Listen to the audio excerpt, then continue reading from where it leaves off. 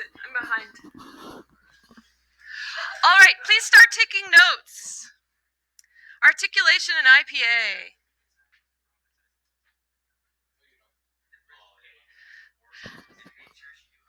Today we're going to learn about how languages change, or we're not, that's actually for next week, but before we can talk about how languages change, we need to have a way to record the different way things are pronounced. All right? Languages change a lot. For example, we used to pronounce knife, knife. That's why it still has a K. But we dropped that consonant, so we went from saying knife to knife, right? If you take Spanish, you know that some parts of Spain they say cocina for kitchen, and some parts they say cocina, right? They have an intentional lisp.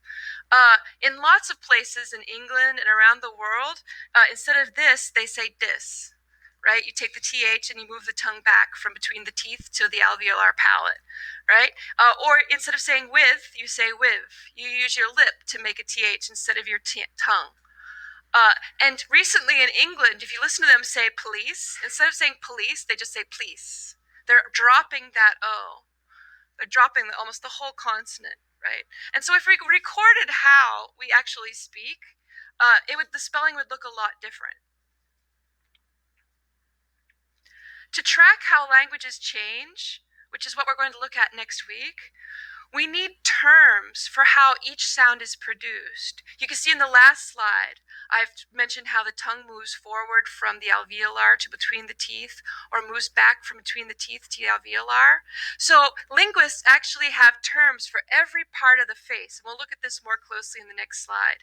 And looking at how sounds are made and describing exactly how each sound is made is called articulation. All right? And we call all the organs that make sounds from the human mouth, we call that articulatory organs, right? This is very useful when you're teaching foreign languages. We have sounds in Chinese, for example, that we don't have in English. And to teach those sounds, I tell my students how to shape their lips and mouth and tongue, and then they make them. This is also useful if you're teaching to the deaf, who never hear the sounds, but you can explain, okay, shut your mouth, put your tongue up high, now blow air. Okay. So here's a picture of what a head would look like if you sawed it in half. The nasal cavity is huge. Here's the tongue. There are some active images I'm going to show you in a minute that are pretty sick. And this space here is made of cartilage or bone. Yeah, it's bone. And then here's your teeth here, and then here are your lips, and then here's the airway. Or this is the airway, and this is the esophagus where you eat with. And this is the voice, the part of the your voice box, what vibrates when you're making sound. All right? And so you can see everything has a name. And so we can describe everything you need to do when you make a sound. There's a really great website done by the University of Iowa that actually illustrates everything. So let's put this sound on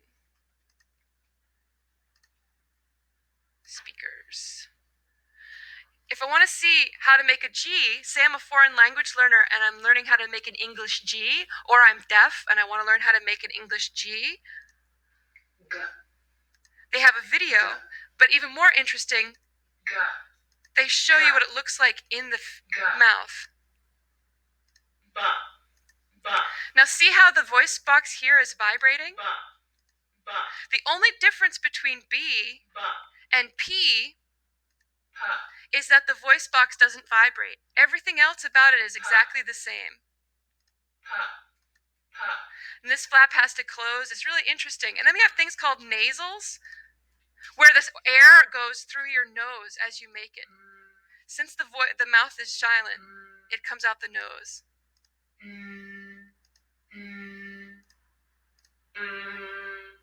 They also have this for German and Spanish.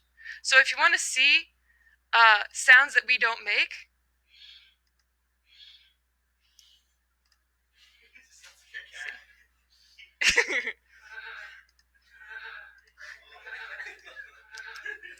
there's another fun website called the Pink Trombone. The Pink Trombone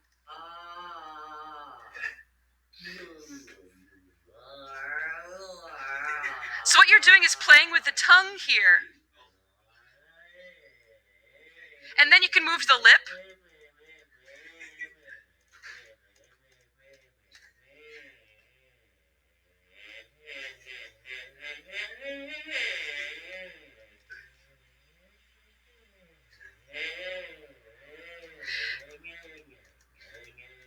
So that would be coming through the nose. Now when we talk about vowels, vowels can be front, back, or middle, high, or low. So E is front and high, and that's why the tongue right now is making an E. Front and low is ah. Ah is low and back. And here's some sounds we don't make. So that's a really fun place to play. This is what babies do to learn to speak. They have to do this all from scratch. Look. Mama. All right. Good job, baby. I love that place. So as I was telling you, P and B make the same sound. The difference is B is voiced when we say it. Buh, buh, buh. We're vibrating our vocal cords versus P, we're not. Right? G and K are made the exact same way, except with one we voice g and the other we don't. Same with TH and TH. There's voiced TH, the, and unvoiced TH. Thanks. Thanks. Okay? There's voiced SH sound, sugar, and unvoiced SH sound, garage. There's voiced CH, chair, and unvoiced it would be the J sound. V and F, same, V versus F, and Z and S. Now, you don't have to take notes on this, all right. I'm going to give you a handout of it. Just know that there's voiced and unvoiced. This is the most interesting, I think. And that they're made the same way, and the only difference is when you're vibrating your vocal cords. Now, some sounds we don't have a symbol for, like the zh sound, like in garage. So we spell it with a G, but G also says g, right? And then TH, we have two TH sounds, th and th.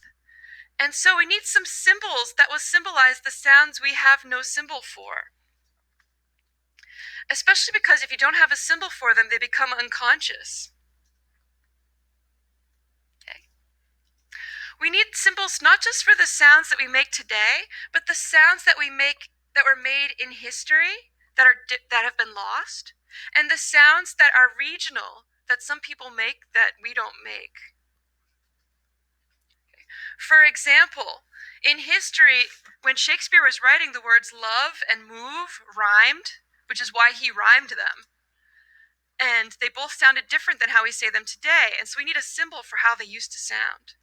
Also, in different parts of the country, if you want to write the way Australians speak, the only way we can do it is kind of like fake it, if we're using English. Raise up lights for razor blades. Or, if you want to write a Jamaican accent, you say beer can with a British accent. Beer can. It's bacon. It's amazing. I love these memes. So what we have is called the International Phonetic Alphabet. And recording the sounds of English and all other languages is written like this in the International Phonetic Alphabet. Recording the sounds of English and all other languages. It's a nightmare, right? It doesn't look anything like English. It was developed by a society founded in 1886 in Paris called the International Phonetic Association. They use primarily Latin letters, so it's not like Japanese, and it's had many revisions over the last 100 years. They've had to add sounds and modify sounds.